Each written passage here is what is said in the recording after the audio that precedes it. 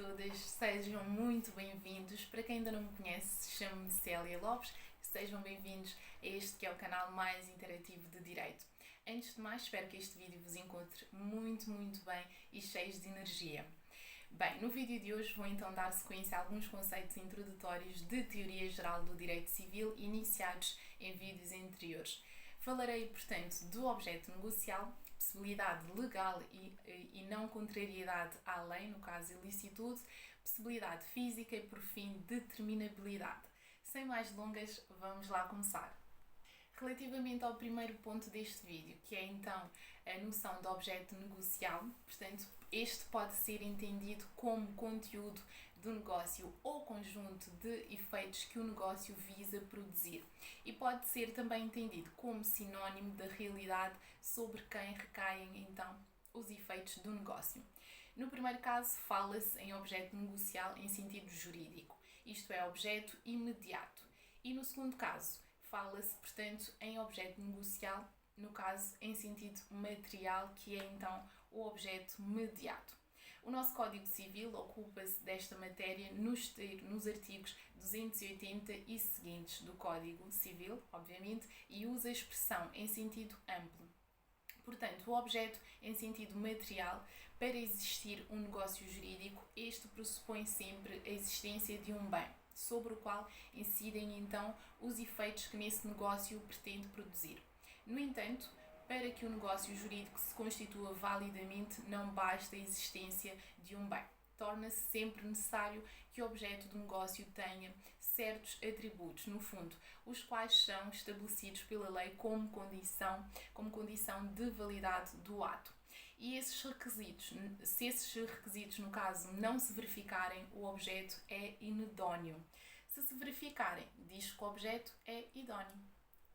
Assim, os requisitos de idoneidade do negócio são 3 e estão formulados devidamente no Código 280 do Código Civil. Por um lado, a licitude, por outro, a possibilidade física e, por outro, a determinabilidade. Dito isto, passamos para o segundo ponto deste vídeo, que é então a possibilidade legal e não contrariedade à lei, no caso, a ilicitude. Bem, neste ponto, neste âmbito, temos que o Código Civil distingue entre impossibilidade legal e contrariedade à lei, no caso ilicitude, que consiste então na não conformidade do ato jurídico com a lei.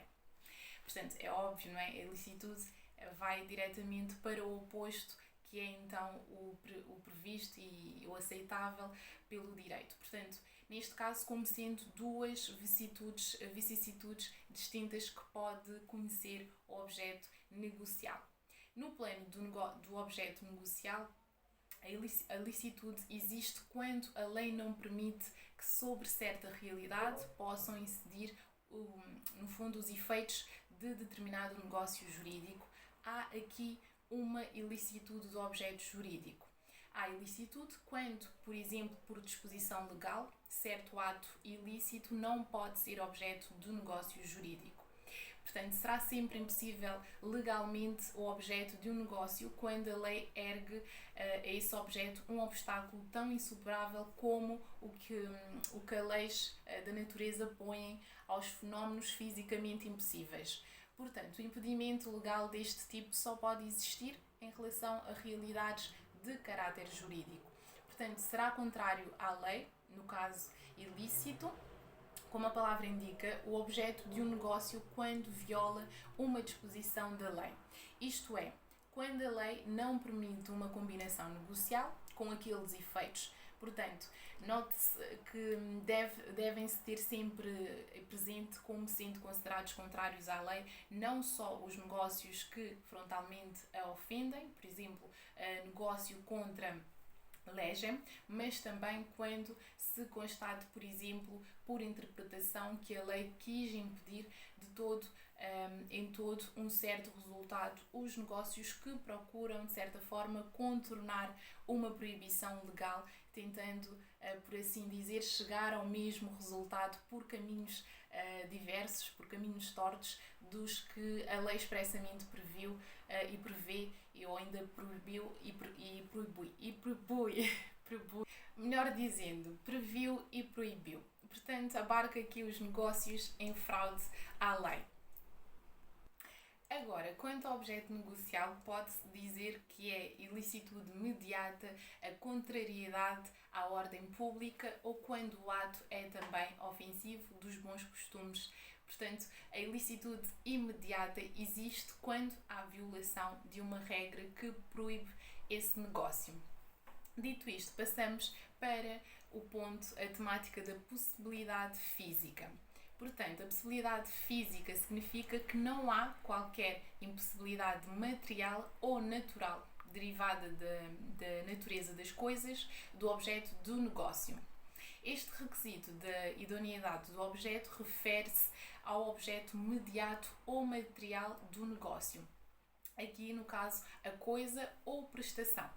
O artigo 401, número 3 do Código Civil, permite-nos concluir que só a possibilidade objetiva invalida o negócio e não, no caso, a simples impossibilidade subjetiva, isto é, aquela que se verifica apenas em relação à pessoa do devedor.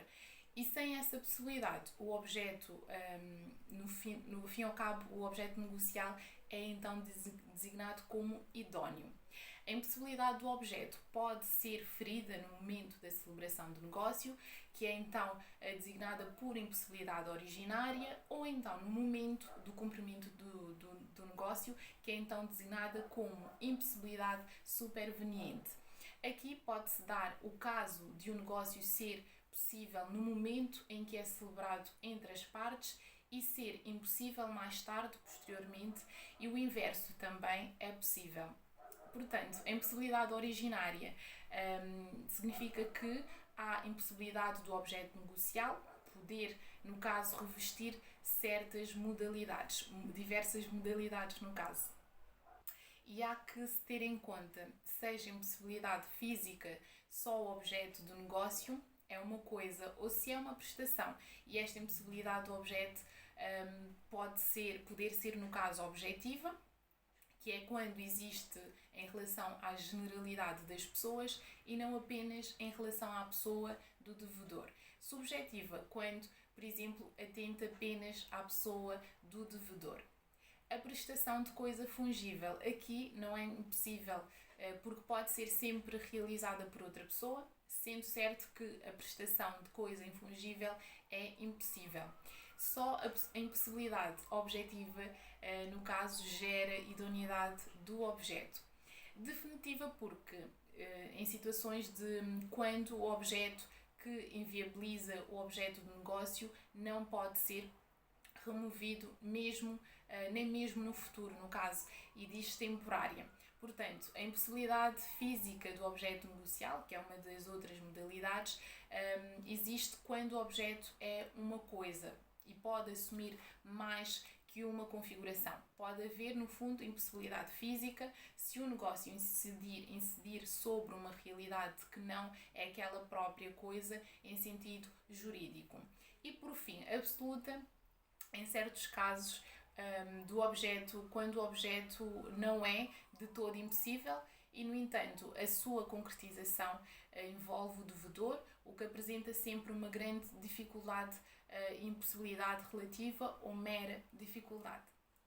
Agora, passando para o último ponto deste vídeo, que é então o conceito de determinabilidade, importa referir que o objeto negocial deve estar então individualmente concretizado no momento do negócio, ou pode vir a ser individualmente determinado segundo um critério estabelecido no contrato ou então na lei.